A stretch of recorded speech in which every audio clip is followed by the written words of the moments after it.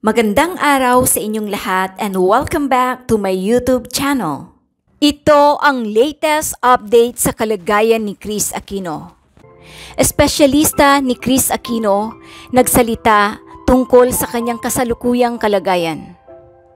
Nagbigay ng update ang veteranong columnist na si Christy Fermin sa karagdagang impormasyon ukol sa pagpapagamot ni Miss Kris Aquino sa Amerika.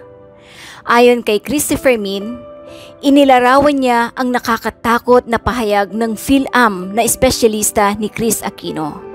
Anya, hiniling ni Kris na magtapat ang may ekspertong ito sa kanya sa kung ano na nga ba ang kanyang karamdaman. So nakalagay doon, kapag hindi nagpagamot pa si Kris Aquino sa lalong madaling panahon, napakaiksi na lamang ng oras na kanilang tatawirin, ani Christy Fermin. Kung hindi pa niya ito gagawin, yung ibang bahagi ng katawan niya, lalo na papunta sa puso, maapektuhan na. Dagdag pa ni Christy. Ayon pa kay Christy, talagang hindi pa rin kakayanin sa Pilipinas ang pagsasagawa ng gamutan ng Queen of All Media, lalo na umano ang karagdagan sakit na nakita kay Kris.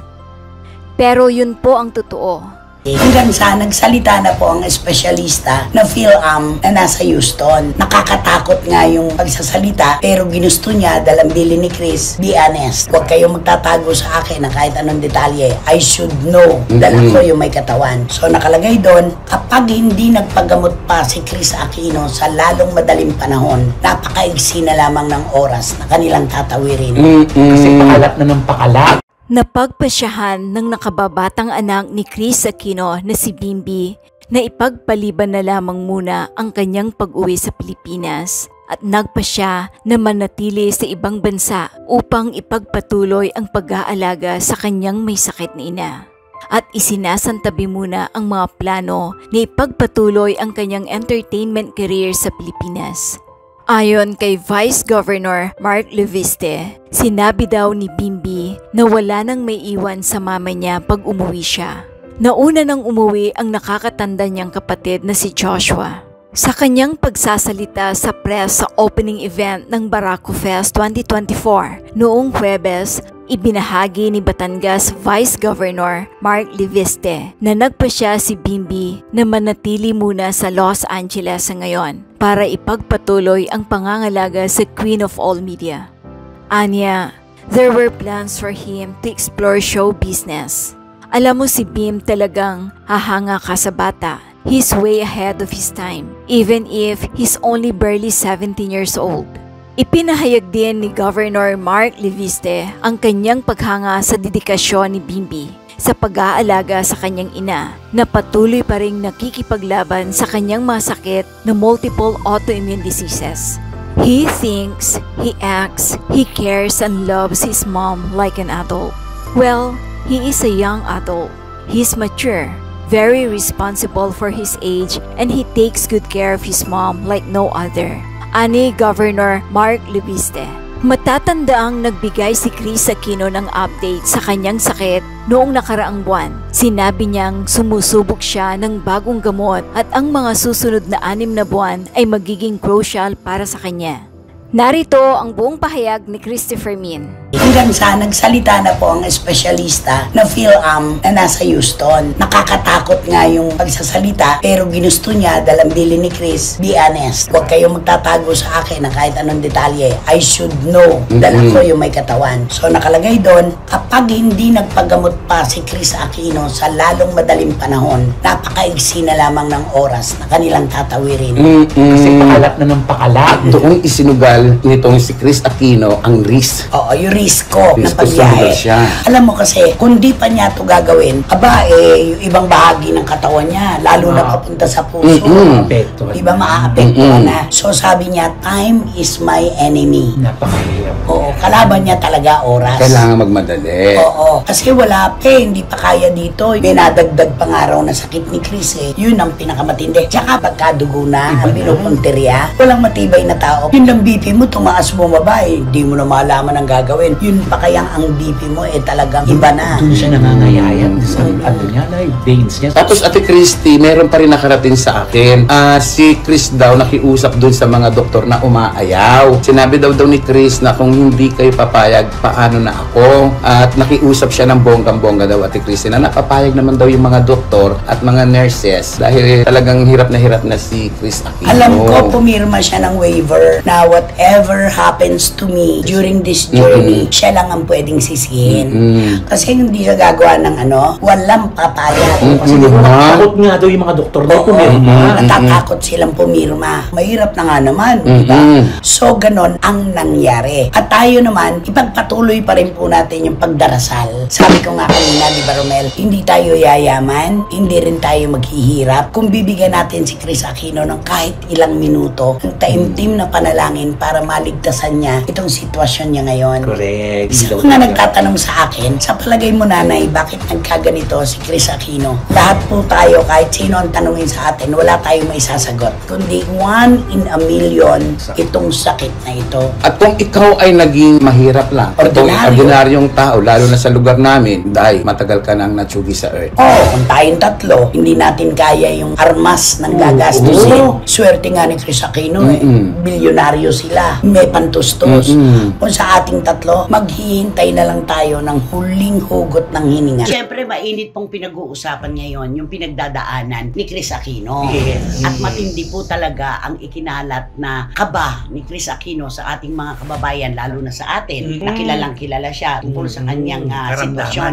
At ngayon, sumusunod naman si Sharon Cuneta. Oo, diba? dahil kamakailan lang, di ba, napabalita na merong dinaramdam ang megastar. At talaga nagpa-MRI siya. Oo. Ang dami, may mga pinch nerve siya, ganon. Pero salamat sa Diyos, sabi nga niya, dahil ng resulta ng MRI, wala naman siyang problema sa buto. Yun. Kasi alam mo, pag sa buto talaga, ay, matindihan na yan. Oo, masakit yun. Diba? Oo. Masakit yun. Nakita naman natin, pagka buto na ang tiniriya sa atin, Oo. kahit anong gusto mong tayo na gawin, wala. Oo, kasi meron siyang eksena diba na hindi siya makalakad, hindi siya makatayo, matagal, kaya naku, eto na. Kaya na marami nag-alala para sa megastar, na mabuti na lang kamo, inano niya kagad, nagbigay Binawi kagad sa niya. binawi niya. Kasi yung pag-aalala, kasi isipin ng mga tao, naku, may sakit pala ang megastar, naku, baka mamaya patayin na naman siya sa YouTube, sa mga social totoo media. yan. At ito po ang isang matinding realisasyon kay artista, kay mga ordinaryong tao, kahit po sino, nagkaroon siya ng realization na kahit pala meron kang pampagamot, kahit mapera ka,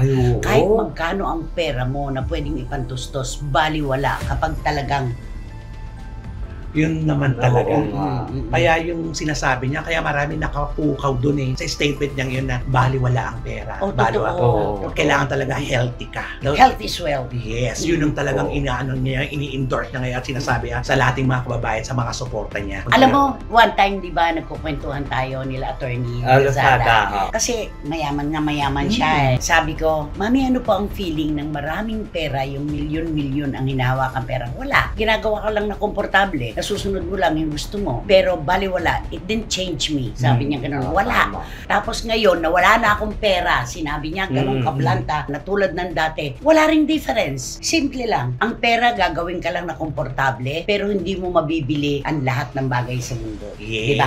Unang-una, masarap na tulog, masarap na pahinga, yung kapanatagan ng kalooban, yung peace of mind, diba? Yung panlasa sa pagkain, hindi nabibili yan kahit saan. Ay, oo naman. Diba? Ano pa ang mga hindi kayang bilhin ng pera? Pag-ibig! Pag-ibig hindi kaya, di ba? Kahit ibig sabihin na kahit bigla na darating sa iyo yun, hindi mo naman binibili yun. Oo, pag-ibig. At saka, siyempre yung Pero may kaibigan. kontra siya dyan na nabibili ang pag-ibig.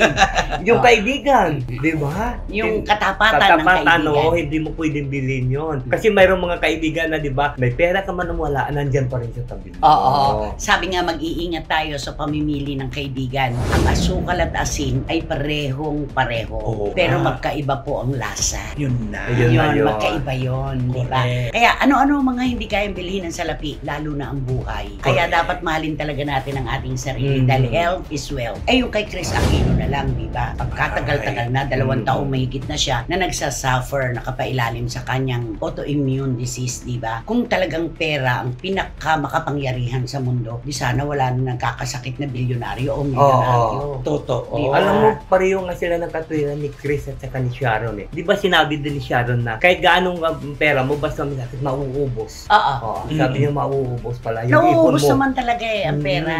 Sabi niya, pero yung Happiness. happiness hindi yun makukuha. Kaya nga, di ba sinasabi nila, basta kahit na hindi ako mayaman, basta masaya ako. Oo. Okay na yun. At walang sakit ang pamilya. Ayun. Ayun. Laging ganun, di ba, Nay? O, isa-isahin Oo. natin. Money can't buy happiness. Mm. Money can't buy peace of mind. Ah, Money can't buy love. love, oo. Kasi kayo, ang katwiran nyo, nabibili ang Ay, pag-ibig. oo, okay. Pero hindi pag-ibig yun eh. Last yun. Last, oo Last, nga. di ba? Pag-ibig sa bulsa ko, no? Money can't buy appetite, di ba? Oo. Yun Oo. yun.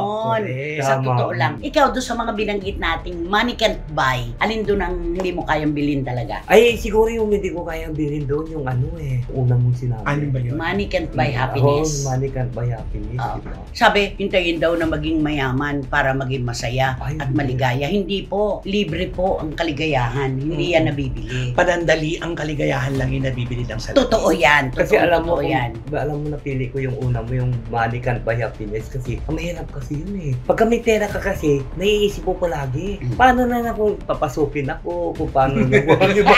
Yung Wala mga kang ganun, peace of wala mind. kang peace of mind, di ba? Oo, Pag may totoo. pera ka, Oo. di ba sabi, minsan, Baka mamaya, may Oo. tumutugay-gay na pala sa iyo. Oo. Ganon. Kaya nga eh. Di ba, yung iba nga, di ba, pinarandakan nila may pera o ano nangyayari sa kanila ngayon. Kaya nga, di ba na Ay, yung mga nananalo kung saan-saan na malaking patimpala, di ba nagtatago, hindi nila ina-announce Yes, kasi correct. nagiging mitya ng ng buhay nila Oo, yun. tama, Totoo oo. yan.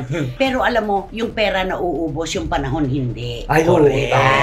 Kaya dapat nga sinasabi, kahit na wala kang pera, basta mabuhay ka ng tama at masaya, okay na yun. Kaya yung kalagayan ni Chris Aquino at ni Sharon Cuneta at iba pang mga personalidad na kilala, maging mga Hollywood stars, di ba? Yun naman ang kanilang sinasabi na money is nothing. Kapag ka panahon na talaga, takdang panahon na ng pagsasauli mo ng iyong buhay, walang magagawa ang salapi. Oo. Di ba Diba? tinanong mo rin si yung may pera, si Direk, di ba? Oo.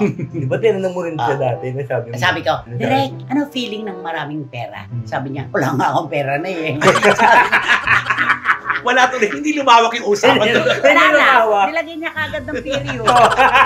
Tapos tatanungin ko ba si Ali? Si Alejandro. Lalo naman ang sasabihin ko, lalo naman ako. Sabi niya. Basta ikaw, di ba? Naranasan mo, di ba yan? Ay, oo. Ano, Di ba ako tayo? yung buhay na Di ba? Ay, oo, makakapagpatotoo. tama. Oo. Na ang pera ay gagawin ka lang komportable. Correct. Pero hindi mabibili ng pera ang mga bagay na pinakamahalaga sa mundo. Ayun. Sa totoo lang. Tama. Kaya mas masarap yung ganito na merong konti, merong ilalabas, merong papasok, balanse ang buhay. Iyon. Basta ang mahalaga, wala tayong sakit. Pinaka Tama. importante. Health is wealth. Correct. No health, no wealth. Sa totoo Oo. lang. Mag-subscribe at i-click ang notification bell para sa mga susunod na video updates. Maraming salamat po.